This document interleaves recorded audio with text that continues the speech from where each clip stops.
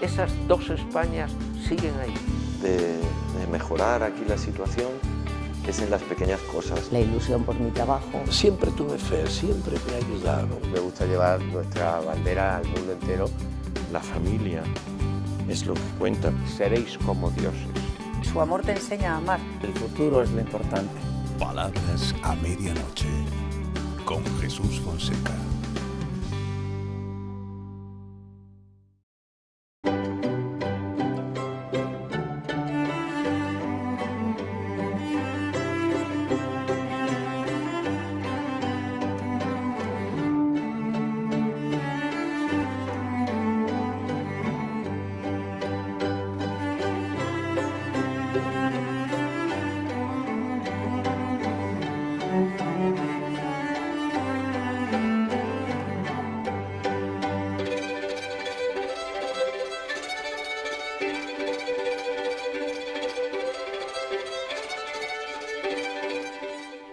No aguanto vuestras máscaras de fiesta, ni vuestras noches locas y vacías, ni vuestros himnos sacros, ni las caras de ignorancia y simpleza que ponéis al celebrar vuestras solemnidades.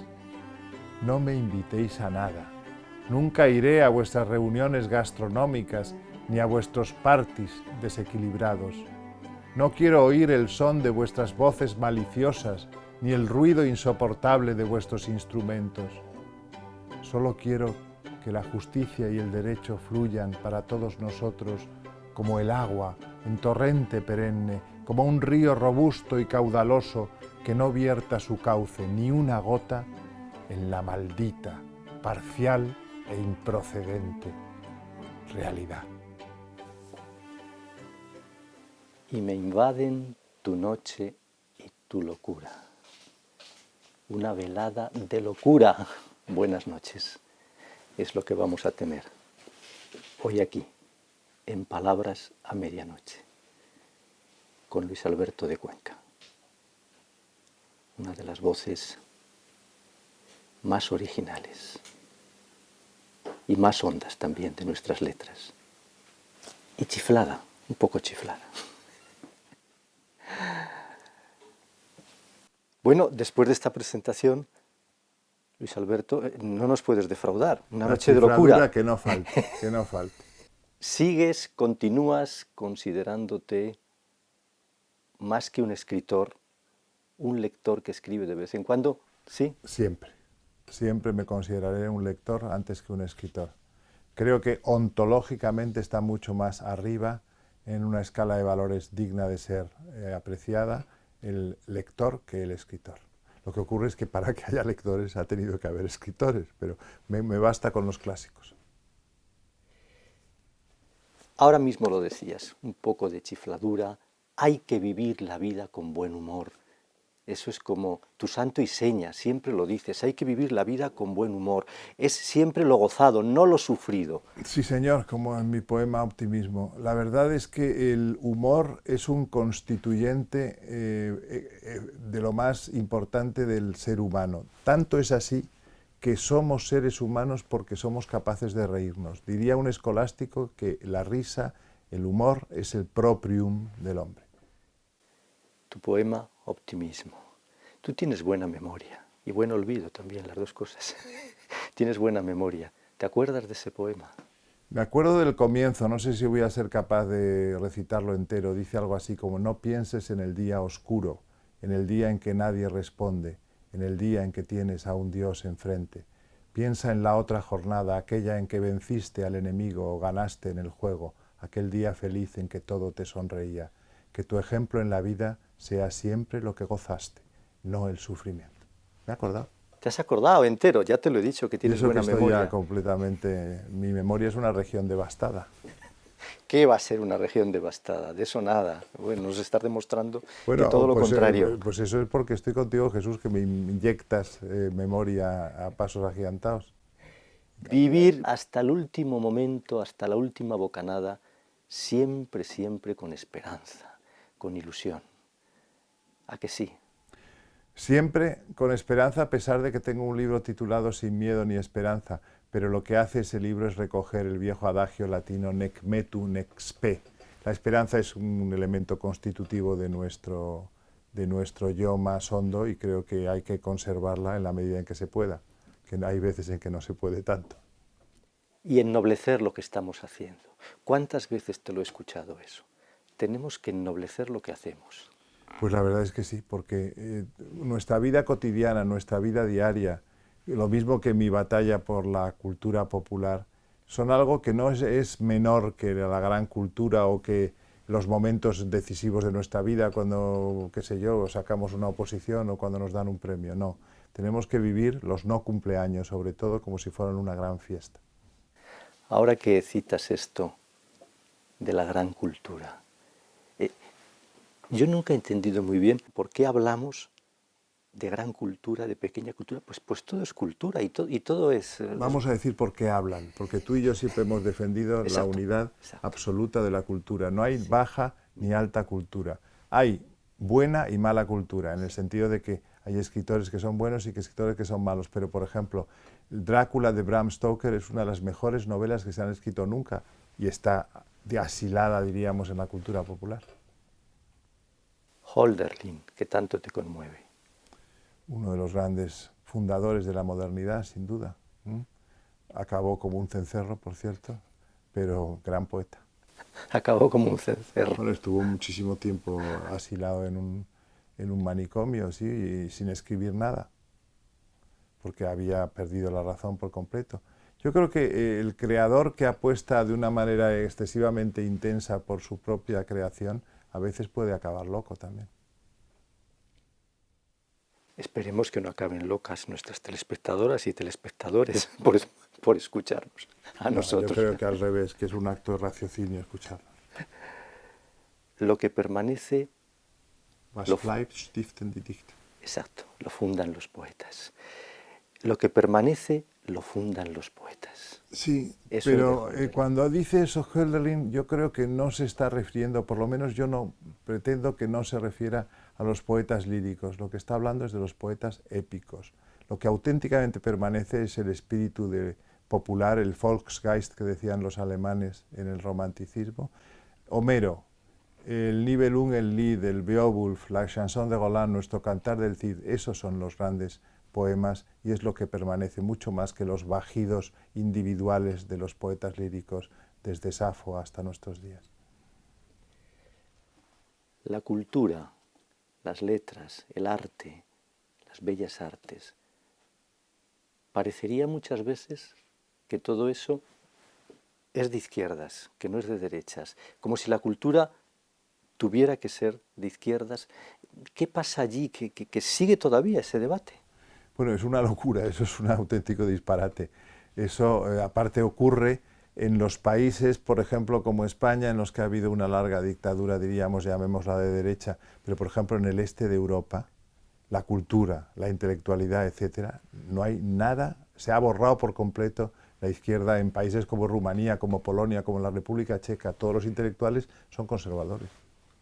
En cambio, en España, pues les da mayoritariamente por ser progresistas o pseudo progresistas, pero en fin, la cultura ni es de derechas ni es de izquierdas, es cultura.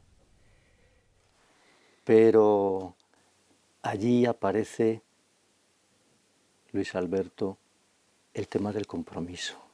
Maldigo la poesía de quien no toma partido hasta mancharse. Pues eso nos gustaba mucho cuando éramos jóvenes. Celaya, que era un tipo encantador, además tuve la suerte de tratarlo mucho, era un cielo Celaya. Pero bueno, eso son palabras para adolescentes. Maldigo la poesía concebida como un lujo cultural por los neutrales, que no toman partidos. Sí. Que lavándose las manos se desentienden y evaden. Bueno, eso es una chorrada, con perdón, quiero decirte. Eso es un poco la copia de lo que dijo Sartre del engagement. Nada, eso hay que pasar página. Y el poder. ¿Por qué el poder seduce tanto? Pues porque vivimos pocos años y entonces la gente que aspira al poder aspira a mangonear todo lo que pueda en esos pocos años en que vive. Y entonces hay una especie de atracción irresistible del poder que a derecha y a izquierda pues siempre acaba corrompiendo. ¿Y por qué somos tan depredadores? Porque mira que somos depredadores los humanos. Porque yo he dicho en algún poema que no venimos del mono sino del lobo. Entonces, pues claro, el lobo lo que hace es depredar, ¿no? Somos seres combativos por esencia, competitivos. No podemos quitarnos esa seña de identidad. Luis Alberto, los valores del cristianismo de Occidente, que es al final de esos valores de donde han salido, yo creo que no solamente pues, el humanismo cristiano, no, sino las grandes revoluciones. Todo sale de ahí, todo sale de la filosofía griega, del derecho romano y del cristianismo. Son los tres grandes ingredientes de ese cóctel que es la cultura occidental, de la que algunos están ahora arrepentidos de pertenecer y en cambio otros, como yo, estoy muy honrado de ser un miembro de esa comunidad de la cultura occidental basada en esos tres pilares. Porque los derechos humanos, por ejemplo, también salen de allí. Bueno, todo, ya lo has dicho. La Declaración de los Derechos del Hombre viene de esos tres pilares, insisto, filosofía griega, derecho romano y cristianismo. Y sin embargo, en la Constitución Europea no aparece nunca la palabra cristianismo. Qué error, qué inmenso error. ¿Y a qué crees tú que se debe esa actitud vergonzante? Bueno, pues eso se debe a la corrección política que hace que no se pueda mencionar una religión porque tendrían que mencionarse todas, cuando es absurdo, puesto que seamos cristianos o no, la cultura occidental tiene raíces cristianas. Lo de menos es que se vaya a misa los domingos. Lo demás es que pertenecemos a esa cultura, formamos parte de ese tejido conceptual. El ejercicio de lo público, la política. Tú que has estado en la política, no te voy a preguntar por eso porque ya sé... Marginalísimamente he estado en la política, muy marginalmente. Bueno, pero has estado ahí marginalmente, pero estuviste. Fíjate, me gustaría saber qué piensas tú de esto. Yo creo que el ejercicio de la política no es precisamente, no es ni tan horrendo ni tan deleznable como se presenta. Y yo creo que todas estamos cargando mucho allí las tintas cuando resulta que en el mundo de la empresa, en el mundo pues, de la educación, que tú conoces bien, en el mundo del periodismo, en todas las actividades, en el de la medicina, qué sé yo, se dan los mismos ingredientes y se dan las mismas luchas y las mismas peleas. Sin embargo, como que les ha caído todo aquí a los políticos, que no son más que la emanación de una sociedad. Claro. Estoy totalmente de acuerdo contigo. Estadísticamente, igual número de sinvergüenzas hay en cualquier esfera de nuestra vida pública. Tanto si somos abogados como ingenieros, como arquitectos, como comunicadores, como cualquiera. Hay sinvergüenzas por centímetro cuadrado, hay los mismos en todas las esferas. De modo que los políticos lo que pasa es que tienen una visibilidad mayor, los medios atienden más a los rostros de esos políticos, a sus actividades, por eso se nota más, pero la corrupción está generalizada, estadísticamente generalizada. No es que todo el mundo esté corrupto, pero que el mismo porcentaje de corruptos hay en cualquier área. Y las mismas mediocridades y miserias. Por supuesto. Por supuesto. El político es un reflejo de la sociedad, como lo es el ingeniero o como lo es el profesor de universidad. ¿Cómo me gusta eso que dices? Porque a mí me sucede lo mismo, Luis Alberto, de que los clásicos te lo han enseñado todo. Absolutamente todo. Por eso te digo que cuando me decías que si era más lector que escritor, sobre todo soy lector y ya tengo mi cuota de lectura que puede convertirse ahora más que en descubrimiento de nuevos valores, en relectura de los viejos valores de siempre. Luis Alberto de Cuenca es hombre de muchas facetas, de múltiples facetas. Poeta, ensayista, crítico literario, profesor, humanista. Al final es un humanista. Y ya siento decirte, Luis Alberto, que el humanismo no está de moda, ni los humanistas, estáis de capa caída. Bueno, yo asentía porque me he sentido muy halagado con lo de humanista, que es el término que me gustaría dejar la estela de que he sido un aprendiz humanista, porque lo que no soy en absoluto es un intelectual, aborrezco esa palabra.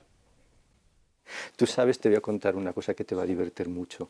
El poeta Eduardo Carranza, el colombiano, el gran Carranza, el del soneto a Teresa. Padre de María Mercedes Carranza. María Mercedes, que se nos fue, que se suicidó, pobrecita. Se suicidó en Bogotá, en la Casa Silva, que dirigía precisamente. La conociste. Y he colaborado incluso en la revista de la Casa Silva. Escribió un libro que se titulaba Tengo miedo, ¿te acuerdas? Fantástico. Extraordinario. Qué libro tan bueno. qué libro tan bueno. Bueno, pues su padre, Eduardo Eduardo. Carranza, vino a Madrid y le hicieron una entrevista en televisión. Y entonces, bueno, pues en un determinado momento lo llamaron intelectual. Primero lo llamaron doctor, porque en Colombia ya sabes que son doctores. Entonces dijo, no me llame usted doctor, porque me está llamando usted sinvergüenza. En mi país todos los doctores son unos sinvergüenzas. Y después la entrevistadora le llama intelectual y dice, señorita, ya está bien, no hace usted más que insultarme. Me llama doctor y ahora me llama intelectual. Totalmente de acuerdo con don Eduardo, que era un gran poeta además. Primero una cosa y después la otra. Escribir para entender el mundo, leer para entender el mundo, para buscar, para encontrar sentido. ¿Cuánto de eso hay, verdad? Hay todo, y sobre todo no solo para entender el mundo, comprenderlo o intentar comprenderlo, sino para comprenderse a uno mismo, para conocerse a uno mismo. La vieja máxima del templo de Apolo en Delfos, conócete a ti mismo, que luego hizo suya Sócrates, es la que proporciona, precisamente esa es la máxima que emana de la lectura. Si leemos, nos conoceremos mejor a nosotros mismos. Si no leemos, será muy difícil que nos conozcamos mínimamente. Te voy a decir algo, Luis Alberto. Muchas telespectadoras y telespectadores de los que nos están viendo y nos están escuchando son lectores histéricos como tú. ¿Qué te parece? Pues me parece genial porque haces un programa precisamente para nuestro nicho de mercado conceptual y de mercado de gusto, ¿no? Que es lo importante, ¿no? Porque tú eres un lector histérico. Un lector histérico, obsesivo, demencial, ponle los adjetivos que quieras. Abrir todas las puertas. ¿Qué quieres decir con esa frase que es tuya? Surgió de la lectura de una preciosa pieza teatral de Maeterlinck que se llama Arián y Barba Azul. Acuérdate del cuento de Barba Azul. La mujer de Barba Azul le prohíben abrir una determinada puerta. Y entonces yo después de esa lectura yo dije, es que hay que abrirlas todas, incluso aunque luego puedas encontrarte allí cadáveres putrefactos dentro. Hay que abrir todas las puertas. Todo nos debe interesar. La curiosidad morirá con nosotros, y, no antes, ni un segundo antes. ¿Y les transmites esa curiosidad a tus nietas, a María y Genoveva? Por supuesto, fíjate, te sabes hasta cómo estás de informado, que tío. Pues les transmito esa curiosidad, primero a mis hijos, a Álvaro y a Inés, y después a mis nietas, María y Genoveva. Es un rasgo de familia, curiosidad insaciable. Ver crecer a los nietos es uno de los placeres más grandes de la vida, ¿a que sí? Pues sí, porque bueno, es un privilegio. Por lo general, yo recuerdo a mis abuelos pues que ya eran muy ancianitos. Yo no es que no sea tampoco poco ancianito, pero soy menos ancianito que ellos y por tanto... Nos conservamos mejor. Nos conservamos mejor quizá, pues yo no sé si es la alimentación o que simplemente mi hijo Álvaro ha tenido a las niñas relativamente joven, ¿no? Eso también influye mucho, claro. Padres jóvenes, abuelos jóvenes. Efectivamente. Padres mayores. Bueno, es que ahora hay padres que casi son abuelos, ¿eh? Son muy mayores ya cuando los tienen. Sí, ha aumentado la edad media de la primípara. Los tebeos. Porque a este señor, aquí donde lo ven, le encantan los tebeos. Vive entre tebeos. Vivo entre tebeos y entre libros, no hago distingo entre tebeos y libros. Siempre fui un devorador de tebeos y de libros desde mi más tierna infancia y sigo siéndolo. No veo por qué va a haber que terminar con la fase tebeística. La fase tebeística constituye, en mi caso, toda mi vida. Pero lo de los tebeos, ¿por qué tienes esa pasión por los tebeos? Porque me gusta muchísimo las artes plásticas y me gusta muchísimo la literatura. Y en el tebeo, que es arte secuenciado, como lo llamó Will Eisner, confluyen la plástica y la literatura.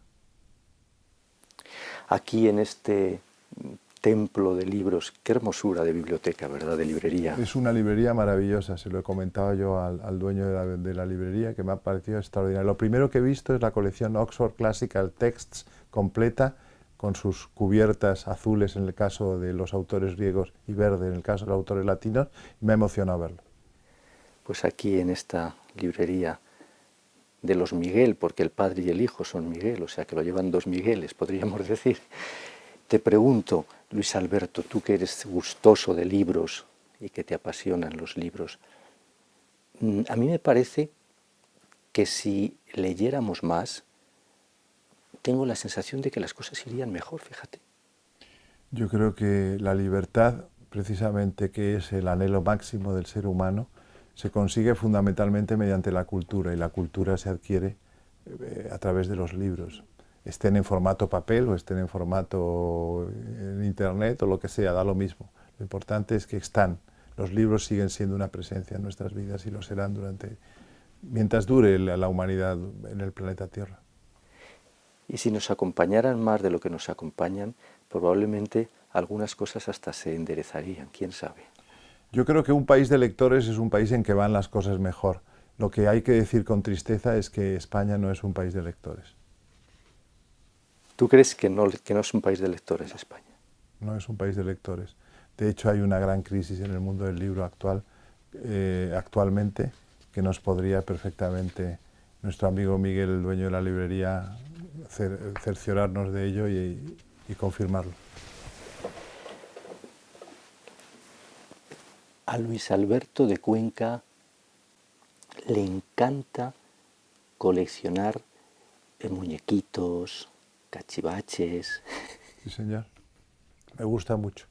Me gustan muchísimo las miniaturas, sobre todo de mis héroes de cómics favoritos, de los superhéroes de Marvel o de DC, de los héroes del cómic español de posguerra. Me interesa muchísimo ese mundo del coleccionismo de imágenes, de las grandes, por ejemplo, protagonistas de las sagas de espada y hechicería, como Conan, como Sonja la Roja, todos esos personajes. Postales, juguetitos, coleccionas de todo. Colecciono de todo y de nada, porque lo que intento es que todas mis colecciones no reflejen más que mi verdadero rostro, entonces no me he especializado en nada. Mi biblioteca, por ejemplo, que es muy grande, lo que hace es reflejar mi propio mundo interior. Soy yo mismo, es un retrato escala 1:1 de mí mismo. Y esta pasión por el coleccionismo, ¿qué le encuentras tú a coleccionar para vivirlo con esa pasión con la que lo vives? ¿Qué tiene el coleccionismo? Pues tiene, yo creo que una pulsión de cariño y de amor por la cultura inmenso.